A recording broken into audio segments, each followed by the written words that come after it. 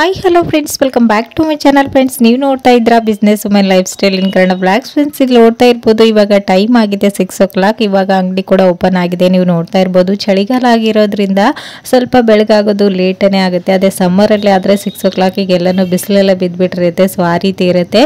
So ಇವತ್ತು ಶುಕ್ರವಾರ ಆಗಿರೋದ್ರಿಂದ ಮನೆ ಎಲ್ಲನೂ ಕ್ಲೀನ್ ಮಾಡಿಕೊಂಡು ಇವಾಗ ಪೂಜೆ ಕೂಡ ಮಾಡಿದ್ದಾಯಿತು. ಸೊ ಇವತ್ತು ನಮಗೆ ತುಂಬಾ ಸ್ಪೆಷಲ್ ಡೇ. ಸೊ ಅದು ಯಾಕೆ ಅಂತ ನಾನು ಹೇಳ್ತೀನಿ. ಸೊ ಇವಾಗ ಇಲ್ಲಿ ನೋಡ್ತಾ ಇರ್ಬೋದು, ಮಾರ್ನಿಂಗ್ ಎಲ್ಲ ಕೆಲಸನೂ ಮುಗಿಸ್ಕೊಂಡು ಟೀ ಎಲ್ಲನೂ ಕುಡ್ದಿದ್ದಾಯಿತು. ಇವತ್ತಿನ ಬ್ರೇಕ್ಫಾಸ್ಟ್ಗೆ ನಾನು ಲೈಟಾಗಿ ಆಗುವಾಗೆ ಉಪ್ಪಿಟ್ಟನ್ನು ಮಾಡ್ಕೊಂಡಿದ್ದೆ. ಸೊ ಮಧ್ಯಾಹ್ನ ಟೈಮಲ್ಲಿ ಏನಾದರೂ ಸ್ಪೆಷಲ್ ಲಂಚನ್ನು ಮಾಡೋಣ ಅಂತೇಳಿ ಸೊ ಇವಾಗ ಸ್ವಲ್ಪ ವೆಜಿಟೇಬಲ್ಸ್ ಎಲ್ಲನೂ ತೊಗೊಂಡು ಬಂದಿದ್ರು. ಅದನ್ನು ಕೂಡ ಇವಾಗ ಕ್ಲೀನ್ ಮಾಡಿ ಫ್ರಿಜ್ಜಲ್ಲಿ ಸ್ಟೋರ್ ಮಾಡ್ತಾ ಇದ್ದೀನಿ. ಶಾಪ್ ಆಗಿರೋದ್ರಿಂದ ಫ್ರಿಜ್ಜನ್ನು ನಾವು ಮನೆಗೂ ಯೂಸ್ ಮಾಡ್ತೀವಿ ಮತ್ತು ಅಂಗಡಿಗೂ ಯೂಸ್ ಮಾಡೋದ್ರಿಂದ ಬೇಗನೆ ಅಲ್ಲಲ್ಲಿ ಸಾಮಾನುಗಳು ಎಲ್ಲೆಲ್ಲೋ ಬಿದ್ದುಬಿಟ್ಟಿರುತ್ತೆ. ಸೊ ಹಾಗಾಗಿ ಎಲ್ಲನೂ ಇವಾಗ ಕ್ಲೀನ್ ಮಾಡಿಕೊಂಡು ಸಪ್ರೇಟ್ ಆಗಿ ತೆಗೆದಿಟ್ಕೊಳ್ಳೋದು. ಸೊ ಈ ರೀತಿ ನೀವು ವೆಜಿಟೇಬಲ್ಸ್ ತಂದ ತಕ್ಷಣವೇ ನೀವು ನೋಟನ್ನು ಮಾಡ್ಕೊಂಡ್ಬಿಡಿ. ಇಲ್ಲಾಂದರೆ ನೋಟ್ ಮಾಡಿಕೊಂಡು ವೆಜಿಟೇಬಲ್ಸ್ನ ತಗೊಳ್ಳೋದ್ರಿಂದ ನೀವು ವೆಜಿಟೇಬಲ್ಸ್ ಹಾಳಾಗದಿರೋದಾಗೆ ನೀವು ನೋಡ್ಕೊಳ್ಬೋದು. ನಾನು ರೆಸಿಪೀಸ್ಗಳನ್ನು ಮಾಡೋದ್ರಿಂದ ಸ್ವಲ್ಪ ಜಾಸ್ತಿ ವೆಜಿಟೇಬಲ್ಸ್ನೇ ತೊಗೊಂಡು ಬಂದುಬಿಟ್ಟಿರ್ತೀವಿ. ಸೊ ಏನೆಲ್ಲ ಐಟಮ್ಸ್ ಇದೆ ಅದನ್ನು ನೀಟಾಗಿ ವಾಶ್ ಮಾಡಿ ಇವತ್ತು ಇದನ್ನು ಮಾಡಬೇಕು ಅಂತೇಳಿ. ಸೊ ಫ್ರೆಶ್ ತರಕಾರಿಗಳಿದ್ದರೆ ವೀಡಿಯೋಸ್ ಕೂಡ ಚೆನ್ನಾಗಿ ಬರುತ್ತೆ. ಹಾಗೆಯೇ ಫ್ರೆಶ್ ತರಕಾರಿನ ನಾವು ಯೂಸ್ ಮಾಡೋದ್ರಿಂದ ಹೆಲ್ತಿಗೂ ಕೂಡ ತುಂಬಾ ಒಳ್ಳೆಯದು. ಸೊ ಹಾಗಾಗಿ ಇವತ್ತು ಈ ಒಂದು ರೆಸಿಪೀಸ್ಗಳನ್ನು ಮಾಡೋದಂತೇಳಿ ಆಲ್ರೆಡಿ ಅದನ್ನು ನೋಟ್ ಮಾಡಿಕೊಂಡು ಅದನ್ನ ಡೈಲಿ ಮಾಡ್ತಾ ಹೋಗೋದು. ಸೊ 3 days ಏನು ಮಾಡಬೇಕು 3 ಟೈಮ್ ಅಂತ ಕೇಳಿದರೆ ಹೇಳೋದು ತುಂಬಾ ಕಷ್ಟ. ಬಟ್ ಆದರೆ ಹೆಣ್ಮಕ್ಳು ಹೇಗೆ ಮ್ಯಾನೇಜ್ ಮಾಡ್ತಾರಲ್ವಾ, ಮಾರ್ನಿಂಗ್, ಆಫ್ಟರ್ನೂನ್ ಮತ್ತು ನೈಟ್ ಟೈಮಲ್ಲಿ ಎಲ್ಲ ಮನೆಯವ್ರಿಗೂ ಎಲ್ಲ ಸ್ಯಾಟಿಸ್ಫ್ಯಾಕ್ಷನ್ ಆಗೋ ಥರ ಊಟನ ರೆಡಿ ಮಾಡಿ ಕೊಡ್ತಾರೆ. ಸೊ ತಂದು ಹಾಕೋದು ಈಸಿ, ಬಟ್ ಅದನ್ನು ಮೇಂಟೈನ್ ಮಾಡೋದು ತುಂಬಾ ಕಷ್ಟ. ಸಾಸಿವೆ ಜೀರಿಗೆಯಿಂದ ಹಿಡಿದು ಕೈ ತೊಳೆಯೋ ನೀರುವರೆಗೂ ಅವರು ಎಲ್ಲ ಮೇಂಟೈನ್ ಮಾಡಿ ಮನೆಯಲ್ಲಿ ಮಕ್ಕಳಾಗಿರ್ಬೋದು, ಹಸ್ಬೆಂಡ್ ಆಗಿರ್ಬೋದು, ಅತ್ತೆ ಮಾವ ಎಲ್ಲರನ್ನೂ ಮೇಂಟೈನ್ ಮಾಡ್ತಿರ್ತಾರೆ. ಸೊ ಅವ್ರೇನು ಮಾಡ್ತಾರೆ, ಅದೇ ಕಸ ಮುಸ್ರೆ ಬಟ್ಟೆ ಅಡುಗೆ ಅಂತ ಹೇಳ್ತಾರೆ. ಬಟ್ ಅದನ್ನು ಮಾಡೋದಕ್ಕೇ ಎಲ್ಲನೂ ಅದನ್ನು ವಸ್ತುಗಳನ್ನು ಮ್ಯಾನೇಜ್ ಮಾಡಿ ಇಟ್ಕೊಳ್ಳೋದಿದೆ ಅಲ್ವಾ, ಅದು ತುಂಬಾ ಕಷ್ಟದ ಕೆಲಸ. ಸೊ ಹೆಣ್ಮಕ್ಳು ಟೈಮ್ ಬಂದರೆ ಮನೆಯಲ್ಲೂ ಮಾಡ್ತಾರೆ, ಔಟ್ಸೈಡು ಮಾಡ್ತಾರೆ. ಹಾಗಾಗಿ ಹೆಣ್ಮಕ್ಳಿಗೆ ಸ್ವಲ್ಪ ಜಾಸ್ತಿನೇ ಪೇಷನ್ಸ್ ಇರಬೇಕು. ಸೊ ಮಲ್ಟಿ ಟಾಸ್ಕನ್ನು ಮಾಡುವಂಥ ಟ್ಯಾಲೆಂಟ್ ಕೂಡ ಇರಬೇಕು. ಸೊ ಒಂದೊಂದು ಟೈಮಲ್ಲಿ ಒಂದು ಅಡುಗೆ ಟೇಸ್ಟಿಯಾಗಿ ಬಂದಿಲ್ಲ ಅಂತಂದ್ರೂ ಎಷ್ಟೆಲ್ಲ ಬಯಸ್ಕೊಳ್ಬೇಕಾಗತ್ತೆ. ಸೊ ಅವಾಗೂ ಕೂಡ ನಾವು ಕೂಲಾಗಿನೇ ಎಲ್ಲನೂ ಮ್ಯಾನೇಜ್ ಮಾಡಬೇಕಾಗತ್ತೆ. ಸೊ ಇವಾಗ ಒಂದು ಸ್ವೀಟ್ ರೆಸಿಪಿನ ಶೇರ್ ಮಾಡ್ತೀನಿ, ನೋಡ್ಕೊಂಡು ಬನ್ನಿ. ಮತ್ತೆ ಬ್ಲಾಗ್ನ ಕಂಟಿನ್ಯೂ ಮಾಡ್ತೀನಿ. ಓಕೆನಾ? ಈ ಒಂದು ಜಾಮೂನ್ ಮಾಡೋದಕ್ಕೆ ನಮಗೆ ಮಿಲ್ಕ್ ಪೌಡರ್ ಬೇಕಾಗಿಲ್ಲ, ಹಾಗೆಯೇ ಜಾಮೂನ್ ಪೌಡರ್ ಬೇಕಾಗಿಲ್ಲ.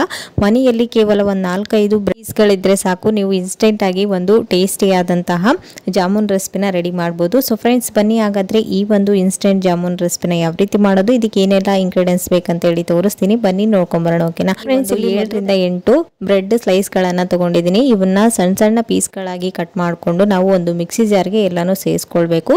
ಇದು ಸ್ಮೂತ್ ಪೌಡರ್ ಆಗಬೇಕು, ಗಂಟುಗಳೇನು ಇಲ್ಲ ಥರ ನೀಟಾಗಿ ಇದನ್ನು ಗ್ರೈಂಡ್ ಮಾಡ್ಕೊಂಡು ತೊಗೊಳ್ಬೇಕು.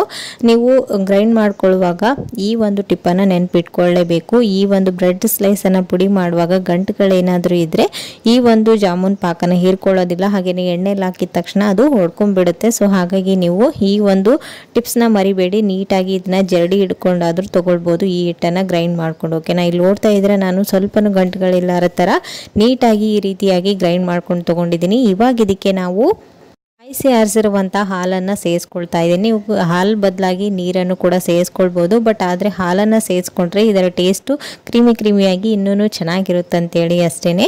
ಸೊ ಇನ್ಸ್ಟೆಂಟಾಗಿ ಮಾಡಿರುವಂಥ ಬ್ರೆಡ್ ಜಾಮೂನ್ ಅಂತ ಅನಿಸೋದಿಲ್ಲ. ನೀವು ಜಾಮೂನ್ ಪೌಡರ್ ತಂದು ಮಾಡ್ತೀರಲ್ವ, ಆ ಟೇಸ್ಟ್ ಕೊಡುತ್ತೆ. ಸೊ ಹಾಗಾಗಿ ಇದ್ದರೆ ಹಾಲನ್ನೇ ಸೇರಿಸ್ಕೊಳ್ಳೋದು ಬೆಸ್ಟು.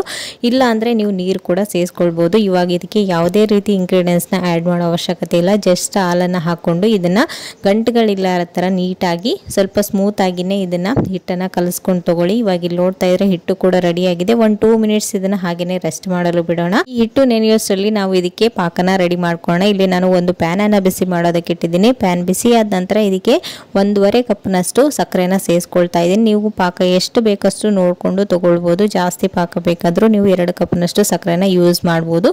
ಇವಾಗ ಇದಕ್ಕೆ 1 ಕಪ್ನಷ್ಟು ನೀರನ್ನು ಕೂಡ ಸೇರಿಸ್ಕೊಂಡು ಈ ಸಕ್ಕರೆ ಕರಗಿ ಒಂದು ಸ್ವಲ್ಪ ಜಸ್ಟ್ ಅಂಟು ಪಾಕ ಬರೋವರೆಗೂ ನೀಟಾಗಿ ಇದನ್ನ ಕುದಿಸ್ಕೊಂಡು ಸೇರಿಸ್ಕೊಂಡು ತೊಗೊಳ್ಬೇಕು. ಇವಾಗ ಇದಕ್ಕೆ ನಾನಿಲ್ಲಿ ಒಂದು ಸ್ವಲ್ಪ ಫುಡ್ ಕಲರ್ನ ಆ್ಯಡ್ ಮಾಡ್ತಾ ಇದ್ದೀನಿ. ಬ್ರೆಡ್ಗಳಲ್ಲಿ ಅಷ್ಟೊಂದು ಕಲರ್ ಇರೋದಿಲ್ಲ ಅಲ್ವಾ, ಸೊ ಹಾಗಾಗಿ ಜಾಮೂನ್ ಥರ ಕಾಣಿಸ್ಲಿ ಅಂತ ಹೇಳಿ ನಾನು ಇಲ್ಲಿ ಫುಡ್ ಕಲರ್ನ ಸೇರಿಸ್ತಾ ಇದ್ದೀನಿ. ಇದು ಆಪ್ಷನಲ್, ನೀವು ಬೇಕಂದರೆ ಸೇರಿಸ್ಕೊಳ್ಬೋದು, ಇಲ್ಲಾಂದರೆ ಸ್ಕಿಪ್ ಕೂಡ ಮಾಡ್ಬೋದು. ಇವಾಗ ಇಲ್ಲಿ ನೋಡ್ತಾ ಇದ್ರೆ ಸಕ್ಕರೆ ಚೆನ್ನಾಗಿ ಕರಗಿದೆ, ಜಸ್ಟ್ ಅಂಟು ಪಾಕ ಕೂಡ ಬಂದಿದೆ. ಇವಾಗ ಸ್ಟವ್ ಆಫ್ ಮಾಡಿಕೊಂಡು ಇದಕ್ಕೆ ಒಂದು ಅರ್ಧ ಟೇಬಲ್ ಸ್ಪೂನ್ ಅಷ್ಟು ಏಲಕ್ಕಿ ಪುಡಿನ ಸೇರಿಸ್ಕೊಳ್ತಾ ಇದ್ದೀನಿ. ಏಲಕ್ಕಿ ಸೇರಿಸೋದ್ರಿಂದ ಇದರ ಫ್ಲೇವರ್ ಇನ್ನೂ ಚೆನ್ನಾಗಿರುತ್ತೆ ಅಂತೇಳಿ ಅಷ್ಟೇ.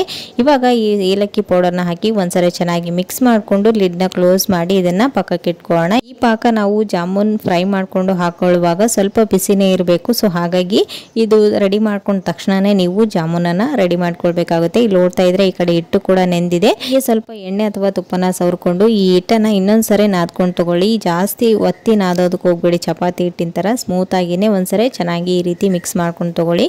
ಇಲ್ಲಿ ನೋಡ್ತಾ ಇದ್ರೆ ಈ ರೀತಿ ಒಳಗಡೆ ಲೇಯರ್ಸ್ ಆಗಿ ಇರಬೇಕದು, ಆವಾಗನೇ ನಿಮಗೆ ಜಾಮೂನ್ ಪಾಕ ಚೆನ್ನಾಗಿ ಹಿರ್ಕೊಳ್ಳುತ್ತೆ.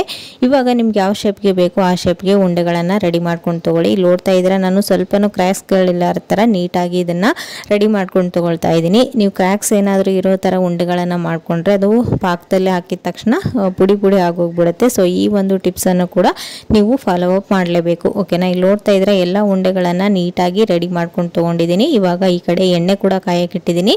ಎಣ್ಣೆನ ಸ್ಲೋ ಫ್ಲೇಮಲ್ಲಿಟ್ಟು ನೀಟಾಗಿ ಇದನ್ನು ಫ್ರೈ ಮಾಡ್ಕೊಂಡು ತೊಗೊಳ್ಬೇಕು. ಇವಾಗ ಒಂದೊಂದೇ ಉಂಡೆಗಳನ್ನು ಹಾಕ್ಕೊಂಡು ನಾನು ಫ್ರೈ ಮಾಡ್ಕೊಳ್ತಾ ಇದ್ದೀನಿ. ಇಲ್ಲಿನೂ ಕೂಡ ಅಷ್ಟೇ, ಸ್ಟವ್ನ ಲೋ ಫ್ಲೇಮಲ್ಲಿ ಇಟ್ಟು ನೀವು ಫ್ರೈ ಮಾಡ್ಕೊಳ್ಬೇಕು. ನೀವು ಹೈ ಫ್ಲೇಮಲ್ಲಿ ಇಟ್ಟರೆ ಮೇಲ್ಗಡೆ ಲೇಯರ್ ಮಾತ್ರ ಫ್ರೈ ಆಗುತ್ತೆ, ಒಳಗಡೆ ಹಿಟ್ಟಿನ ಅಂಶ ಹಾಗೇನೆ ಉಳ್ಕೊಳ್ಳುತ್ತೆ. ಇದು ಜಾಮೂನ್ ಪಾಕನಂತರೂ ಹೀರ್ಕೊಳ್ಳೋದೇ ಇಲ್ಲ, ಓಕೆನಾ. ಸೊ ಇಲ್ಲಿ ನೋಡ್ತಾ ಇದ್ದೀರಾ, ಇವಾಗ ಎರಡೂ ಕಡೆನೂ ಚೆನ್ನಾಗಿ ಈ ರೀತಿ ಹೊಂಬಣ್ಣ ಬರೋವರೆಗೂ ನೀಟಾಗಿ ಈ ಜಾಮೂನನ್ನು ಫ್ರೈ ಮಾಡ್ಕೊಳ್ತಾ ಇದ್ದೀನಿ. ಸ್ವಲ್ಪ ಪೇಷನ್ಸಿಂದ ಫ್ರೈ ಮಾಡ್ಕೊಳ್ಳೋಕೆ. ಇವಾಗ ಇಲ್ಲಿ ನೋಡ್ತಾ ಇದ್ರೆ ಈ ರೀತಿ ಹೊಂಬಣ್ಣ ಬಂದ ನಂತರ ಇದನ್ನು ಒಂದು ಪ್ಲೇಟಿಗೆ ಎಲ್ಲನೂ ತೆಗೆದುಕೊಳ್ಳೋದಷ್ಟೇ.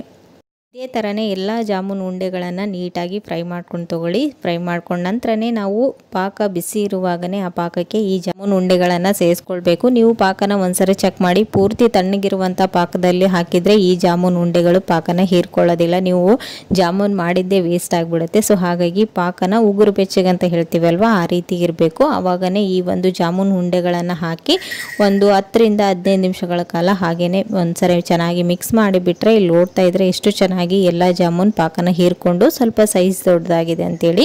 ಇವಾಗ ಒಂದನ್ನು ಕಟ್ ಮಾಡಿ ಕೂಡ ತೋರಿಸ್ತಾ ಇದ್ದೀನಿ. ಹಾಗೇನೆ ಇಲ್ಲಿ ನೋಡ್ತಾ ಇದ್ರೆ ಎಷ್ಟು ಸಾಫ್ಟ್ ಆಗಿ ಜ್ಯೂಸಿ ಆಗಿದೆ ಅಂತ ನೋಡಿದ್ರೇನೆ ತಿನ್ಬೇಕನ್ಸುತ್ತಲ್ವಾ. ಇನ್ನೇ ಆಗ್ತಾಳೆ ಈ ರೀತಿ ಸ್ವೀಟ್ ನ ಮನೆಗೆ ಸಡನ್ ಆಗಿ ಗೆಸ್ಟ್ಗಳು ಬಂದಾಗ, ಮಕ್ಕಳು ಸ್ಕೂಲಿಂದ ಬಂದ ತಕ್ಷಣ ಏನಾದರೂ ಸ್ವೀಟ್ ಬೇಕಂತ ಕೇಳಿದಾಗ ನೀವು ಒಂದು 4-5 ಬ್ರೆಡ್ ಸ್ಲೈಸ್ಗಳಿದ್ರೆ ಟೇಸ್ಟಿ ಆದಂತಹ ಜಾಮೂನ್ ರೆಸಿಪಿನ ನೀವು ಟ್ರೈ ಮಾಡ್ಬೋದು. ತುಂಬಾನೇ ಟೇಸ್ಟಿಯಾಗಿ ಬರುತ್ತೆ. ಇದನ್ನ ಫ್ರಿಜ್ಜಲ್ಲಿ ಇಟ್ಟರೆ ನೀವು 1 ಮಂತ್ ವರ್ಗು ಸ್ಟೋರ್ ಮಾಡ್ಬೋದು, ಫ್ರೆಶ್ ಆಗಿ ಚೆನ್ನಾಗಿರುತ್ತೆ. ಸೊ ಇವಾಗ ನೋಡ್ತಾ ಇರ್ಬೋದು ಎಲ್ಲ ವೆಜಿಟೇಬಲ್ಸ್ನ ಕ್ಲೀನ್ ಮಾಡಿ ಸಪ್ರೇಟ್ ಮಾಡಿ ಇಟ್ಕೊಂಡಿದ್ದೀನಿ. ನಂತರ ಈ ಸೊಪ್ಪುಗಳು ಕೂಡ ಅಷ್ಟೇ ನೀಟಾಗಿ ವಾಶ್ ಮಾಡಿಬಿಟ್ಟು ಕಟ್ ಮಾಡಿ ತೆಗೆದಿಟ್ಕೊಳ್ಳೋದು, ಡೈಲಿ ಒಂದನ್ನು ಯೂಸ್ ಮಾಡೋದಷ್ಟೇ. ಸೊ ಇವತ್ತು ನೈಟ್ ಊಟಕ್ಕೆ ನಾನು ಎಲ್ಲ ವೆಜಿಟೇಬಲ್ಸ್ನ ಯೂಸ್ ಮಾಡಿಕೊಂಡು ಪಲಾವ್ನ ಮಾಡ್ಕೊಂಡಿದ್ದೆ, ತುಂಬಾ ಟೇಸ್ಟಿಯಾಗಿ ಬಂದಿತ್ತು. ಸೊ ನಂತರ ಎಲ್ಲ ವೆಜಿಟೇಬಲ್ಸ್ನ ವಾಶ್ ಮಾಡಿ ಫ್ರಿಜ್ಜಲ್ಲಿ ಸ್ಟೋರ್ ಮಾಡಿರೋದು. ಸೊ ಇವಾಗ ಅಂಬ್ರೆಕಾಳು ಸೀಸನ್ ಅಲ್ವಾ, ಸೊ ಹಾಗಾಗಿ ಅಂಬ್ರೆಕಾಳು ಕೂಡ ಬಂದಿತ್ತು. ಇನ್ನೇನು ಸಂಕ್ರಾಂತಿ ಹಬ್ಬ ಕೂಡ ಬಂತು. ಈ ಚಳಿಗೆ ತುಂಬಾನೇ ವೆಜಿಟೇಬಲ್ಸ್ಗಳು ಎಲ್ಲ ರೀತಿಯ ಐಟಮ್ಸ್ಗಳು ಸಿಗುತ್ತೆ ಅಂತಲೇ ಹೇಳ್ಬೋದು.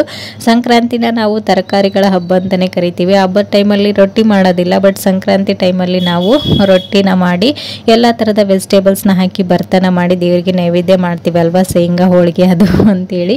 ಸೊ ತುಂಬಾ ಇಷ್ಟ ಆಗುತ್ತೆ. ಹಳ್ಳಿಗಳ ಸೈಡಲ್ಲಿ ಇದು ಖಾರ ಪ್ರಿಯರು ಯಾರೆಲ್ಲ ಇರ್ತಾರಲ್ವ ಅವರಿಗೆ ಈ ಹಬ್ಬ ತುಂಬಾ ಇಷ್ಟ ಆಗುತ್ತೆ. ಸೊ ಸಜ್ಜೆ ರೊಟ್ಟಿ ಭರ್ತ ಯಾರಿಗೆಲ್ಲ ಫೇವ್ರೇಟ್ ಕಮೆಂಟಲ್ಲಿ ತಿಳಿಸಿ.